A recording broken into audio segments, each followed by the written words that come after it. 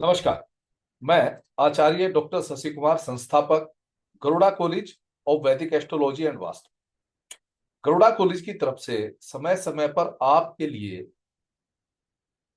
तमाम प्रकार के, चाहे वो ज्योतिष से संबंधित है चाहे वो वास्तु से संबंधित है, कॉलेज की ओर से कोर्सेज लेकर के आता हूं। उसी क्रम में अभी जो कोर्स आपके सामने प्रस्तुत किया जा रहा है उसका नाम है संतान उत्पत्ति या चाइल्ड बर्थ और संतान सुख। इस टॉपिक पर मैं कोर्स लेकर के आपके सामने उपस्थित हुआ। आप सभी जानते हैं कि पंचम भाव, पत्रिका में पंचम भाव कई प्रकार के कारकत्व रखता है, लेकिन उसमें जो सबसे महत्वपूर्ण कारकत्व है पंचम भाव का वह है संतान। संतान की उत्पत्ति, संतान से मिलने वाला सुख, संतान की उत्पत्ति में बाधा, चाहे वो तमाम प्रकार की बाधाएं हैं, वो सभी की सभी जो मुख्य रूप से देखी जाती हैं वो पंचम भाव से देखी जाती। क्योंकि वैदिक ज्योतिष में संतान का कारक बृहस्पति यानी गुरुदेव को माना जाता है और गुरुदेव स्वयं पंचम भाव के कारक भी, उनके ऊपर जवाबदारी है पंचम भाव की। इसलिए पंचम भाव संतान और संतान सुख को लेकर के अति महत्वपूर्ण भाव है। लेकिन सिर्फ पंचम भाव से ही विश्लेषण नहीं किया जा सकता है, इसके अलावा भी चंद एक भाव उससे जुड़े हुए हैं। कौन कौन से भाव हैं उनके बारे में हम इस कोर्स में विस्तृत चर्चा करेंगे और उनके बारे में सीखें। आज की जो वीडियो है ये एक छोटा सा डेमोस्ट्रेशन मैं आपको दूंगा, जिससे कि आपको समझ में आए कि किस प्रकार से पढ़ाया जाएगा। कोर्स का जो सिलेबस है वो कोर्स के कंटेंट में विस्तृत रूप से दिया गया है, लेकिन आपको किस प्रकार से समझ में आए उसको एक छोटे से डेमो में मैं आज यहां पर आपको बताऊंगा। डेमो बहुत लंबा नहीं हो सकता है, इसलिए बहुत सारे टॉपिक तो यहां पर कवर नहीं किए जा सकते हैं, लेकिन पंचम भाव से रिलेटेड दो तीन प्लेनेट के बारे में मैं आपको बताऊंगा और साथ ही एक अद्भुत सूत्र ऐसा आपको आज मैं बताऊंगा जिससे कि पुरुष या स्त्री के संतान उत्पत्ति की अक्षमता को कैसे देखा जाता है। क्योंकि ज्योतिष में मेडिकली तो हम कैलकुलेशन नहीं कर सकते हैं, लेकिन फिर भी इतना अद्भुत सूत्र है कि जिससे पुरुष के अंदर प्रजनन अक्षमता, जिसको हम वीर्य कहते हैं, वो भरपूर है या नहीं, या उसमें अक्षमता है या नहीं, और स्त्री के अंदर प्रजनन की अक्षमता है या नहीं, इसके बारे में मैं आपको अभी एक छोटे से डेमो के अंदर दिखाऊंगा। बहुत आसान तरीके से आपको समझाने का प्रयास करूंगा। उसके अलावा कुछ टॉपिक जैसे संतान उत्पत्ति में समस्याएं होती हैं, गर्भ का धारण ना होना, या गर्भ धारण हो भी गया है तो बार बार या एक बार या दो बार गर्भपात होना, या बार बार गर्भपात, इन चीजों को लेकर के मैं आपको एक छोटा सा डेमोन्स्ट्रेशन यहां देने की कोशिश करूंगा। वीडियो थोड़ा लंबा भी हो सकता है, आप अंत तक देखिए, विषय को समझने में आसानी होगी। आप कई बार देखेंगे कि पत्रिका में योग, दृष्टि, युति, पंचम भाव स्ट्रोंग है, लेकिन उसके बाद भी समस्या आ जाती। वो समस्याएं कहां से आती हैं? वो समस्याएं आती हैं फिर वही पूर्व जन्म के जो पाप हैं या कोई श्राप अगर मिला हुआ है तो उसके अनुसार भी कई बार समस्याएं देखने को मिलती। वो कौन से योग हैं जिनसे उस श्राप का पता चलता है? कौन कौन से ग्रह हैं जो इसमें अपना रोल निभाते हैं? उनके बारे में भी हम सीखें। ठीक है जी। ओके। अब मैं आपको सबसे पहले ही एक छोटा सा प्रेजेंटेशन दूंगा, जिसमें मैं आपको समझाऊंगा कि वो कौन सा कारण है कि संतान उत्पत्ति होती ही नहीं है। या जैसा मैंने पहले भी कहा कि हम बात करेंगे आज गर्भपात पर, और एक ऐसा सूत्र जिससे कि आप जातक या जातिका की प्रजनन क्षमता को निकाल सकते। तो सबसे पहले हम बात करते हैं कि संतान उत्पत्ति की संभावना ही ना हो तो ऐसा क्या कारण है। हमने पहले कहा पंचम भाव से विश्लेषण करेंगे तो पंचम भाव का स्वामी, पंचम भाव में बैठे हुए ग्रह, और वो कहां के स्वामी हैं, साथ ही साथ संतान के जो कारक हैं बृहस्पति जी, उनका भी विश्लेषण करना अति अनिवार्य है। जब इन सब का कैलकुलेशन हम करेंगे तो संतान होगी या नहीं होगी, इसके बारे में हम विश्लेषण कर सकते हैं। छोटा सा सूत्र आपको बताता हूं कि यदि पंचमेश यानी फिफ्थ हाउस का Lord sixth house, eighth house या ट्वेल्थ हाउस में हो, या सिक्स लॉर्ड, एट्थ लॉर्ड और ट्वेल्थ लॉर्ड, इनमें से कोई भी लॉर्ड पंचम भाव में बैठ जाए तो कहीं ना कहीं संतान का ना होना, या बार बार गर्भपात होना, या मर्त संतान का जन्म होना, या जन्म होकर के मृत्यु का हो जाना, इन सब का विश्लेषण किया जा सकता है सिर्फ एक छोटे से सूत्र में, यानी कि पंचम का स्वामी सिक्स एट ट्वेल्व में बैठा, या सिक्स एट ट्वेल्व का स्वामी पंचम में बैठा। लेकिन खाली सिर्फ इससे ही विश्लेषण करना भी उचित नहीं है, लेकिन प्रथम दृष्टया आपको यह समझ में आ जाएगा कि हाँ, कहीं ना कहीं समस्या जरूर। ठीक है। पंचम भाव को विचार करते समय, या पंचम भाव का विश्लेषण, अभी हम सिर्फ पंचम भाव का विश्लेषण की बात करें तो यह भी देखना है कि वहां जो प्लेनेट बैठा है या जो उसका स्वामी है वो कहीं अस्त तो नहीं है, वो कहीं नीच राशि में तो नहीं है, पाप ग्रह से दृष्ट तो नहीं है, या पाप कर्तृ योग में तो नहीं है। इन तमाम चीजों को, यानी कि अगर इस चीज को एक समराइज रूप में कहूं तो पंचमेश और पंचम भाव में बैठे हुए प्लेनेट जितने ज्यादा शुभ प्रभाव में होंगे उतना ही संतान उत्पत्ति के लिए अच्छा है, और जितना इनके ऊपर पाप प्रभाव बढ़ेगा, या ये पापी ग्रह होंगे या सेपरेटिव प्लेनेट होंगे जिनके बारे में मैं आपको बताऊंगा, उतना ही कहीं ना कहीं संतान उत्पत्ति में समस्या होती।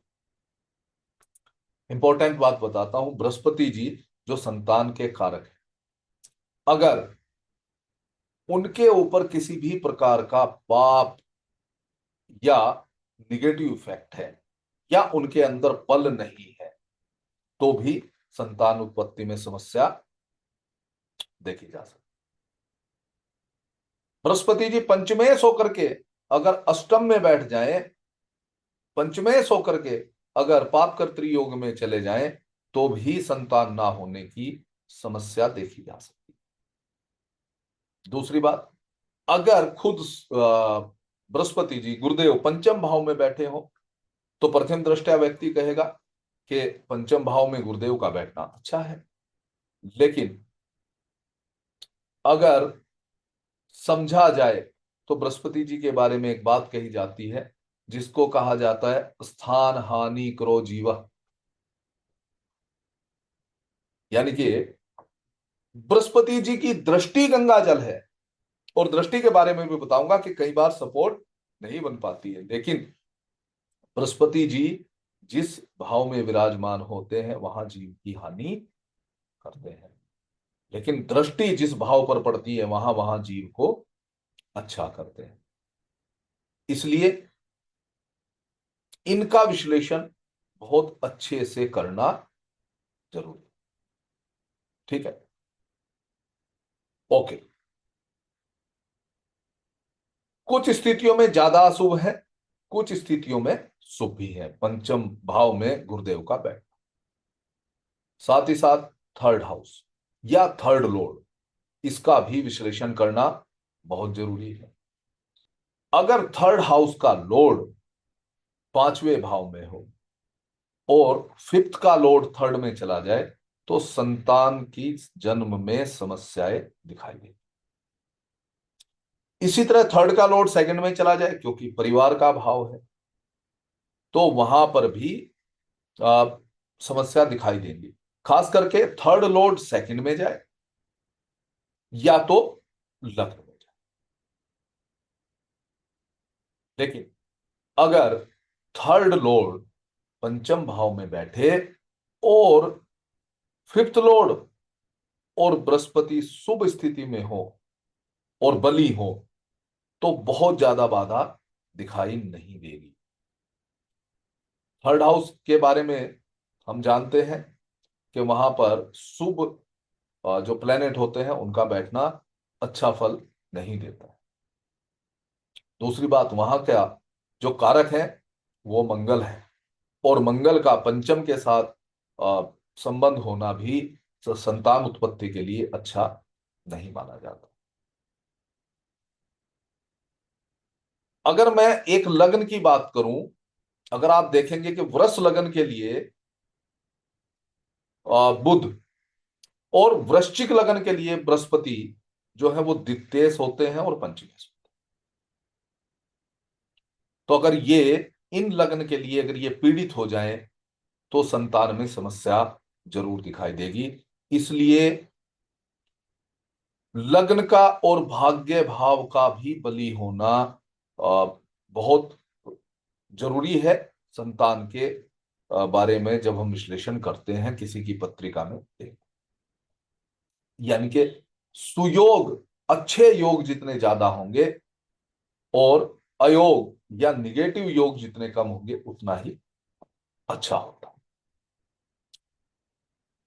लग्न, second house, third house, ninth house की हमने बात की।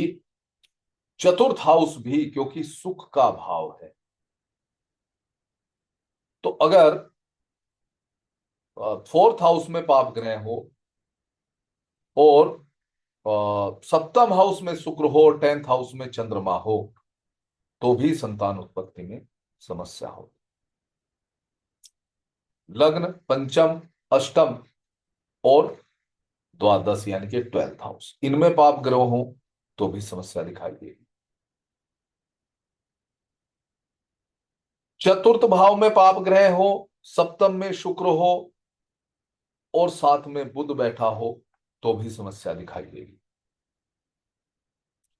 इस प्रकार से कई सारे और भी मैं ऐसे योग आपको बताऊंगा कि जो प्रथम दृष्टया देखने में ऐसा लगता है कि कोई दिक्कत नहीं है, लेकिन चंद्रमा से भी बताता हूं। चंद्रमा फिफ्थ में हो और लगन में एट्थ हाउस में और ट्वेल्थ हाउस में अगर पाप ग्रह बैठ जाए तो भी संतान उत्पत्ति में समस्या दिखाई देती।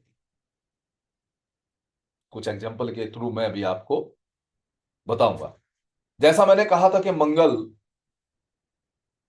फिफ्थ हाउस के लिए बहुत अच्छा नहीं है। अगर यहां पर मंगल बैठा है और शनि की दृष्टि उसके ऊपर आ जाए तो भी गर्भपात हो सकता है। फिफ्थ हाउस और सेवेंथ हाउस में पाप ग्रह हो और मंगल एट्थ हाउस में हो तो भी गर्भपात हो सकता है, होता है। क्योंकि ये सेपरेटिव प्लेनेट या तो हिंसक प्लेनेट यानी कि बहुत ज्यादा गर्म हीट जो का जो प्लेनेट है, अग्नि है। इसके साथ साथ सूर्य, शनि, राहु, इनको सेपरेटिव प्लेनेट भी कहा जाता है। और मंगल फायर है, तो फायर भी अलग करती है। इसलिए ये जो प्लेनेट है सूर्य, शनि, राहु और मंगल, इनका फिफ्थ हाउस में बैठना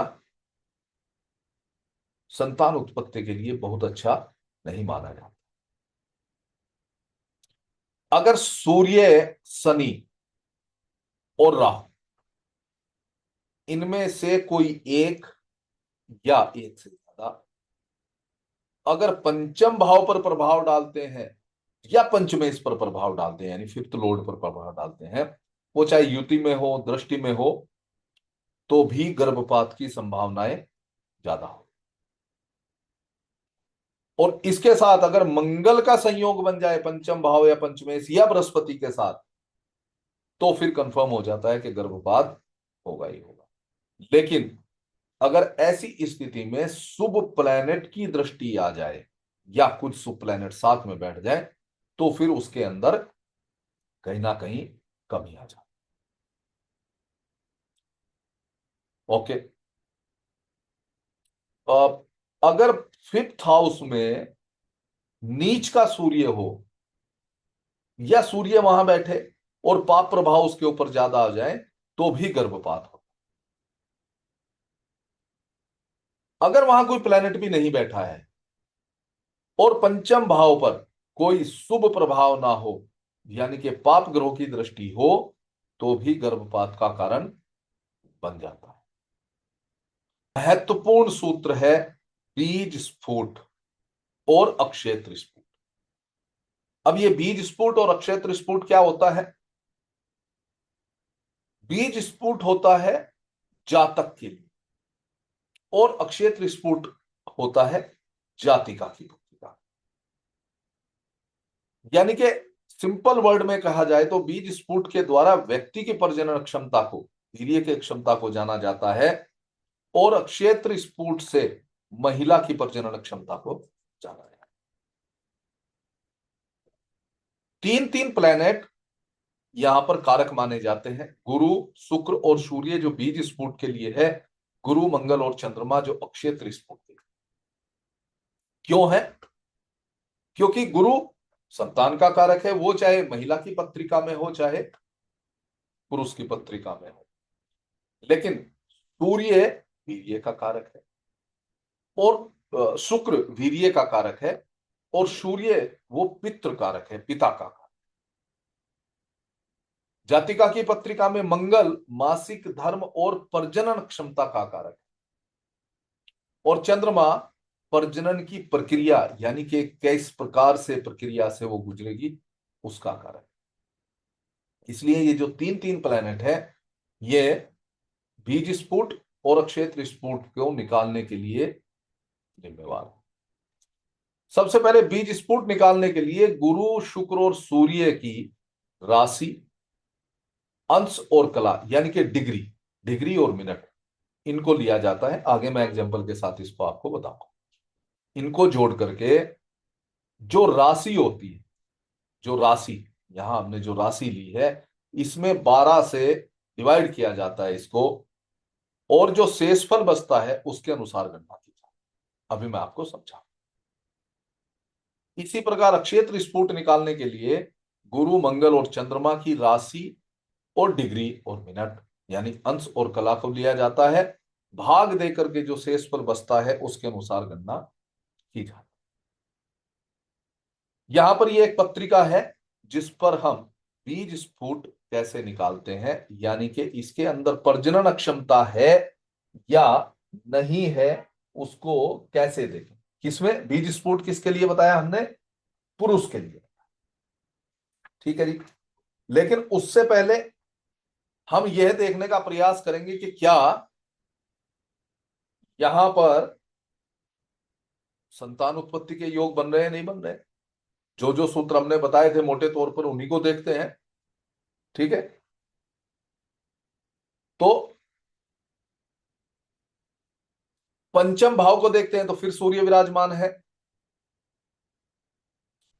यहां अगर पंचम भाव को देखते हैं तो फिर यहां पर कौन है? सूर्य विराजमान।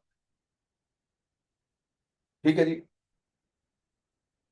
साथ ही साथ किसकी राशि में है? गुरु की राशि में है, यानी कि गुरु और सूर्य का योग है, और दोनों ही प्लेनेट जो है पंचम भाव के लिए, संतान के लिए बाकी जितने कारक हैं उनमें कहीं ना कहीं अच्छा करेंगे, लेकिन जीव के लिए यह समस्या पैदा करते हैं। तो क्या हो सकता है? या तो संतान उत्पत्ति की समस्या या तो नहीं होगी, और होगी तो फीमेल चाइल्ड हो सकती है। ठीक है जी। क्यों? क्योंकि लग्नेश खुद पंचम भाव में बैठा है। ठीक है। तो लग्नेश का पंचम भाव में बैठना, भले ही वो सूर्य है, अपने आप में अच्छा है, लेकिन पंचमेश की अगर हम बात करें तो पंचमेश जो गुरु हैं, पंचमेश जो गुरुदेव हैं, गुरुदेव को अगर आप देखेंगे तो गुरुदेव जो है वो शनि और मंगल के बीच में बैठे हैं। गुरुदेव के एक और शनि है और एक और, इधर शनि है और इधर मंगल, जो अपने आप में और अष्टम भाव में बैठे हैं। तो फिफ्थ का लॉर्ड होकर के अष्टम भाव में बैठना, मंगल शनि के बीच में बैठना, केतु के बीच में बैठना, ऑटोमेटिक जो है वो संतान के बारे में समस्या को दर्शाता है। अब पंचमेश का अष्टम भाव में बैठना, यानी कि अष्टम भाव, जब हम मेडिकल एस्ट्रोलॉजी पढ़ते हैं तो अष्टम भाव रिप्रोडक्टिव ऑर्गन, जो प्राइवेट ऑर्गन्स जिसको हम कहते हैं, उनके बारे में दर्शाता है। तो इसका मतलब है कि देखते हैं कि कहीं ऐसा तो नहीं है कि बीज स्फुट की समस्या हो, क्योंकि जो बीज का जो कारक है शुक्र, वीर्य का जो कारक है शुक्र, वो भी छठे भाव में है।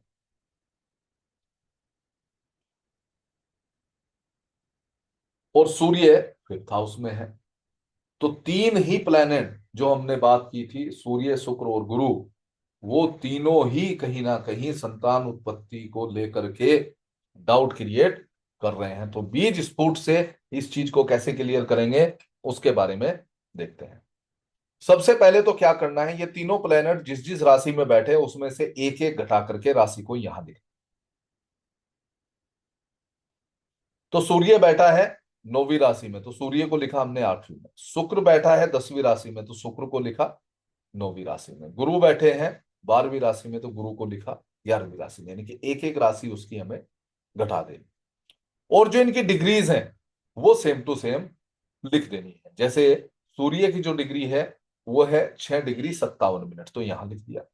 इसी प्रकार शुक्र की डिग्री है 3 डिग्री 46 मिनट, तो 3 47, यानी कि ये कुछ और आगे विकला में भी होगी, उसको हम राउंड ऑफ करके लिख सकते हैं अगर वो मिनट के नजदीक जा रही। इसी प्रकार गुरु को भी 7 9 था, हमने 7 मिनट 7 डिग्री 9 मिनट कुछ सेकंड थे जो मिनट की तरफ जा रहे थे, तो उसको राउंड ऑफ करके 10 कर दिया गया। अब अगर इनका हम टोटल करते हैं तो वो टोटल आता है। इसके टोटल की कैलकुलेशन कैसे की जाती है, यानी कि कला को अंश में कैसे बदला जाता है, उसके बारे में भी मैं कोर्स में आपको विस्तृत तौर से बताऊंगा। अभी के लिए टोटल अगर इसका किया जाए, क्योंकि अगर ये 60 से ज्यादा हो जाते हैं तो वो 1 डिग्री इधर आ जाती है। तो यहां अगर आप देखेंगे तो इसका टोटल होता है 16, लेकिन यहां से 1 डिग्री इधर आई है तो ये 17 हुआ है, और ये 54 रह गए। तो इनका जो टोटल हुआ वो हुआ 28 राशि, डिग्री 17, और जो मिनट है या कला है, अंश और कला, वो है 54। तो हमने सूत्र में अभी क्या पढ़ा था कि जो राशि है उसको 12 से भाग दे करके जो शेष फल बचेगा उसको हम ले लें। तो यहां अगर हम भाग देते हैं 12 × 2 = 24, 28 से लेस किया 24 को तो बचता है 4, और ये जो अंश और कला है ये सेम टू सेम आ गया। तो बीज स्फुट जो निकलता है वो निकलता है 4 चौथी राशि और 17 मिनट 17 डिग्री 54 मिनट पे। अब यहां हमने रखते हुए एक एक घटाया था, वापस इसको जब हम कैलकुलेट अभी करेंगे तो इसमें एक जोड़ देंगे। तो यानी कि एक जोड़ते ही हमें पता लगता है कि जो बीज स्फुट है वो सिंह राशि में है। बीज स्फुट कहाँ है? सिंह राशि में है। और सिंह राशि कहाँ है? लग्न में है। सिंह राशि कहाँ है? लग्न में है। और अगर लग्न भी हम देखते हैं तो 19 डिग्री 56 मिनट का है, यानी कि 17 डिग्री 54 मिनट के आसपास का ही है। इसका मतलब लग्न बली है, बीज स्फुट बली है, यानी कि जातक के को वीर्य से लेकर के या उसको संतान की जो प्रजनन क्षमता है उसमें समस्या नहीं दिखाई दे रही। तो फिर क्या हो सकता है? तो अगर देखें तो फिर ये जो पीड़ित है, क्योंकि फिफ्थ हाउस, फिफ्थ का लॉर्ड जो घिरा हुआ है मंगल और शनि से और गुरु से, इसके साथ साथ जो मैंने आपको एक बात बताई थी कि फिर पूर्व जन्म के जो श्राप हैं उनका प्रभाव भी हो सकता है। तो ऐसा कौन सा पाप होगा या कौन सा श्राप होगा जिसकी वजह से यहां पर समस्या आई है, उसको हम कोर्स में डिस्कस करेंगे, अच्छे से उसको समझेंगे। ओके। अगर मैंने कहा कि नवमांस को भी देखना है, तो अगर नवमांस को भी आप देखें तो नवमांस भी पीड़ित दिखाई दे रहा है संतान की उत्पत्ति को लेकर के। तो इस प्रकार से ये एक सूत्र है। कोर्स में आपको इसी प्रकार से कुछ और टेबल के थ्रू, एक अद्भुत टेबल के और थ्रू मैं आपको समझाने का प्रयास करूंगा। बीज स्फुट हमने अभी जो देखा है वो देखा है जातक की पत्रिका में। इसी प्रकार से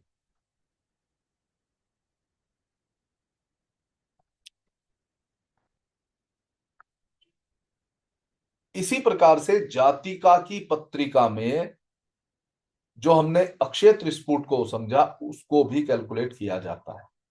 यानी कि बीज स्फुट का बल होना जरूरी है, इसी प्रकार अक्षय त्रिस्फुट में भी बल होना जरूरी है।